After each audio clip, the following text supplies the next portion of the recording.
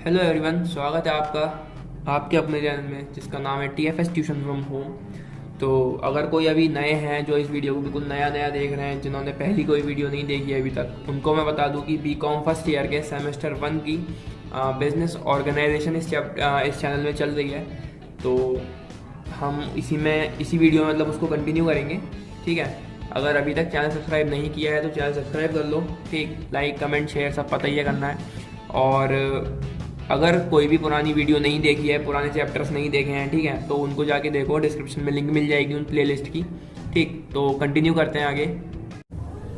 तो ये वीडियो है पार्ट 2, चैप्टर 5 का पार्ट 1 हमने कर लिया था, जिसमें हमने फॉर्म्स ऑफ बिजनेस ऑर्गेनाइजेशन पढ़े थे और कुछ हमने फैक्टर्स पढ़े थे जो इन्फ्लुएंस करते हैं किसी सुइटेबल फॉर्म ऑफ ऑर्गेनाइजेशन की चॉइस को। ठीक, तो इसमें हम पढ़ने वाले हैं essential features of N ideal form of ownership. ये पार्ट 2 है चैप्टर 5 का, बिजनेस ऑर्गेनाइजेशन का।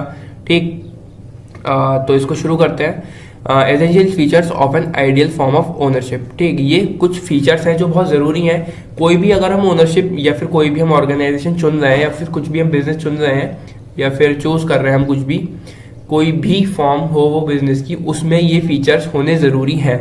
ठीक, तो नंबर 1 है हमारा इसमें ईज ऑफ फॉर्मेशन। जैसे कि नाम से पता चलता है, ईज ऑफ फॉर्मेशन मतलब उसको बनाने में बहुत इजीली वो बन जाए और हमें आसानी से वो सब कुछ जो भी हम करना चाहते हैं वो हो जाए। ठीक, तो पहला फीचर है ease of formation. And ideal form of ownership should be easy to form.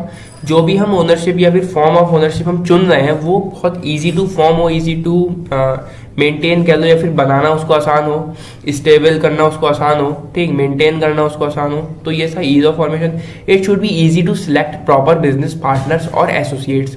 Easily हम बिजनेस के जो भी हमारे साथ पार्टनर्स होंगे उनको हम इजीली जो है हायर कर सकें, उनको काम बता सकें इजीली और सारे काम इजीली हो सकें। तो ये था एसेंशियल फीचर में फर्स्ट वाला ईज ऑफ फॉर्मेशन। ठीक, सेकंड है इसमें सफिशिएंट फाइनेंसेस। फाइनेंसेस क्या होते हैं? जो भी हम कैपिटल वगैरह लगाते हैं, जितना भी पैसे से रिलेटेड चीजें होती हैं वो सारे आते हैं हमारे फाइनेंसेस।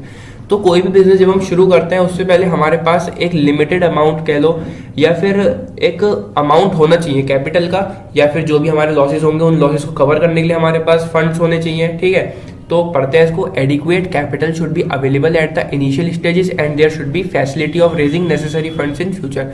फ्यूचर में जो भी हम कुछ इन्वेस्ट करना चाहेंगे अपने बिजनेस में, तो हमारे पास वो पैसा होना चाहिए, वो फंड्स होने चाहिए। अगर कोई लॉस हो रहा है हमें तो उसको हम कवर कर सकें, इसलिए हमारे पास प्रॉफिट होने चाहिए। अगर हम बिजनेस शुरू कर रहे हैं तो उसमें हमारे पास अच्छी खासी कैपिटल होनी चाहिए। तो ये था सफिशिएंट फाइनेंसेस। ठीक, सेकंड पॉइंट जो हमने कवर किया अभी। थर्ड हम पढ़ते हैं लिमिटेड लाइबिलिटी। अब सोचो लाइबिलिटी क्या होती है? लाइबिलिटी वो पैसा जो हमें देना है किसी का, ठीक है, उसको हम बोलते हैं लाइबिलिटी। वो किसी से मांगा हुआ उधार हो सकता है, ठीक है, वो हम कोई लॉस हो सकता है जो हमें कवर, मतलब कोई ऐसा लॉस हुआ है जो हमें देना है या फिर चुकाना है पैसा किसी का, वो लाइबिलिटी होती है। तो लाइबिलिटी जो है वो लिमिटेड होनी चाहिए। Every business involves risk and uncertainty. Sorry, her business में रिस्क होता है, अनसर्टेनिटीज होती हैं। And ideal form is one that keeps liability limited in proportion to the prospectus of profits। तो जो liabilities होती हैं वो लिमिटेड रहे इन कंपैरिजन टू प्रॉफिट। अगर हमें 20 रुपए का प्रॉफिट हुआ है तो जो हमारी लाइबिलिटी है वो 20 रुपए से कम ही होनी चाहिए, जिससे कि हम उसको आराम से कवर कर सकें। ये तो 20 रुपए मैंने बहुत छोटा सा एग्जांपल लिया, बहुत लाखों करोड़ों तक के प्रॉफिट्स भी होते हैं और बहुत लाखों करोड़ों तक की इनकी लाइबिलिटीज भी होती है। तो कुल मिला के कहने का मतलब यह है कि जो लाइबिलिटी है, जो पैसा उनको देना है वो लिमिटेड रहे। ठीक, ऐसा ना हो कि हमें पैसा देना ज्यादा है और हमें प्रॉफिट्स बहुत कम हुए हैं। ठीक है, तो ये था लिमिटेड लाइबिलिटी। हाँ, फोर्थ हमारा जो आता है नेक्स्ट फीचर वो है efficient management. An ideal form enables maximum possible efficiency in the management and control of the firm. It permits division of labour and specialisation of effort. तो जो management है वो एफिशिएंट होना चाहिए। एफिशिएंट मतलब time to time work करने वाला, ठीक, और कम कॉस्ट में भी काम करने वाला। हमने ये इफेक्टिवनेस और एफिशिएंसी शायद 12th में हमने पढ़ा था। तो इफेक्टिवनेस यानी कि टाइम टू टाइम वर्क होने वाला और वर्क होने वाली चीज, और एफिशिएंट होता है कि वही चीज काम पर मतलब टाइम पर भी हुई है और कम कॉस्ट में भी हुई है, कम समय में भी हुई है। ठीक, तो यहाँ पे जो है मैनेजमेंट है वो एफिशिएंट होना चाहिए, जिसमें हम लेबर का डिवीजन होगा, स्पेशलाइजेशन, उनके जो एफर्ट्स हैं वो स्पेशलाइज्ड होंगे। ठीक, तो ये था एफिशिएंट मैनेजमेंट। ये भी एक एसेंशियल फीचर है जो कि हमारे आइडियल फॉर्म ऑफ ओनरशिप में होने चाहिए। जो भी हमने चुनी है, कोई भी हमने जो भी हम बिजनेस ऑर्गेनाइजेशन में चुना है, बिजनेस चुनी है, उसमें ये सब फीचर्स होने ही चाहिए। ठीक, नेक्स्ट फिफ्थ पॉइंट हमारा आता है कंटिन्यूटी एंड स्टेबिलिटी। कंटिन्यूटी मतलब चलता रहने वाला, और स्टेबिलिटी मतलब स्टेबल रहे, कुछ इधर उधर ना हो उसमें ज्यादा, ठीक। A successful enterprise must enjoy uninterrupted existence over a long period of time. एक सक्सेसफुल एंटरप्राइज जो है वो बिना किसी परेशानी के, बिना किसी अनइंटरप्टेड चीजों के हुए वो लंबे समय तक चलता रहे। Only a stable firm can provide continuous employment to workers and sufficient returns to owner. एक स्टेबल फर्म ही प्रोवाइड कर सकती है एम्प्लॉयमेंट वर्कर्स को और sufficient return to owner. Sufficient return to owners मतलब जो भी उन्होंने काम किया है उसको उनको पैसा मिलेगा, या फिर कह लो सैलरी मिलती है उनके ओनर्स को कह लो, या फिर उनके ओनर्स नहीं, उनके वर्कर्स को जो भी पैसा होगा वो, और जो कंपनी के ओनर हैं उनको भी उतना रिटर्न मिल पाएगा जितना उन्होंने इन्वेस्ट किया उससे ज्यादा उनको मिल पाएगा, अगर वो स्टेबल रहेंगे तो। अगर उनकी एंटरप्राइज स्टेबल नहीं रहेगी तो क्या होगा, वो सैलरी सही से नहीं दे पाएंगे लोगों को, और जो उन्होंने इन्वेस्ट किया है ओनर ने उसको भी उतना रिटर्न नहीं मिल पाएगा अगर ये सब चीजें नहीं हुई, कंटिन्यूटी और स्टेबिलिटी नहीं हुई तो ये था फिफ्थ फीचर। अब आते हैं आगे। नेक्स्ट है फ्लेक्सिबिलिटी ऑफ ऑपरेशन, ठीक। फ्लेक्सिबिलिटी का मतलब है कि अगर कुछ भी एंटरप्राइज के बाहर जो लोग हैं, उनको जो कस्टमर्स हैं उनकी डिमांड अगर किसी चीज को लेकर बहुत ज्यादा बड़ी है तो एंटरप्राइज को भी उसमें अपने आप को अडेप्ट करना पड़ेगा कि कस्टमर की डिमांड एक पर्टिकुलर प्रोडक्ट की इतनी बढ़ गई है तो उनको भी उतना प्रोडक्शन करना पड़ेगा जितनी उनकी डिमांड आई है। तो कुल मिला के जो भी उनके ऑपरेशंस हो रहे हैं एंटरप्राइज के, उनको अडेप्ट करना पड़ेगा सिचुएशंस के अकॉर्डिंग।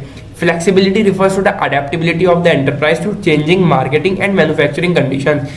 जितनी भी मार्केटिंग और मैन्युफैक्चरिंग कंडीशंस होंगी उनके अकॉर्डिंग किसी भी बिजनेस के अंदर जो भी ऑपरेशंस हो रहे हैं उनको चेंज करना पड़ेगा सिचुएशंस के अकॉर्डिंग, ठीक। ये था सिक्स्थ फीचर। सेवंथ हम पढ़ते हैं मिनिमम गवर्नमेंट कंट्रोल।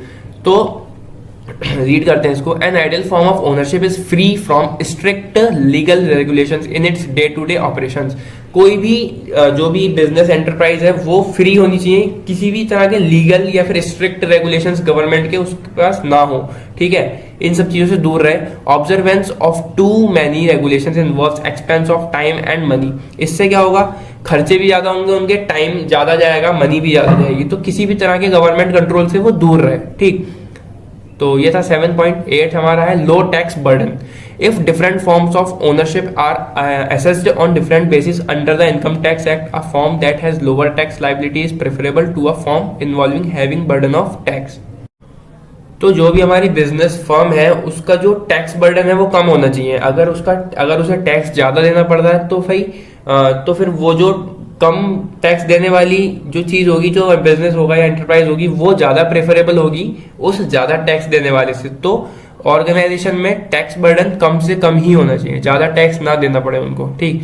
तो ये थे एसेंशियल फीचर्स कुछ, ठीक है। वैसे तो और भी ज्यादा हो सकते हैं पर हमने 8 उठाए पॉइंट्स जो अच्छे पॉइंट्स हैं, इजी पॉइंट्स हैं, ठीक है।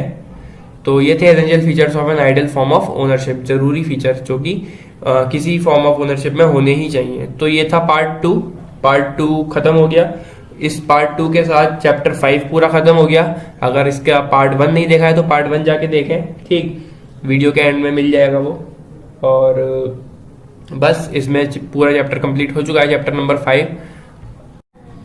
कुछ प्रॉब्लम्स की वजह से वीडियो काफी लेट हो गई है। पार्ट 2 जो है जल्दी आना था पर लेट हो गया, लेकिन कोई बात नहीं, लेकिन अब सब ठीक है।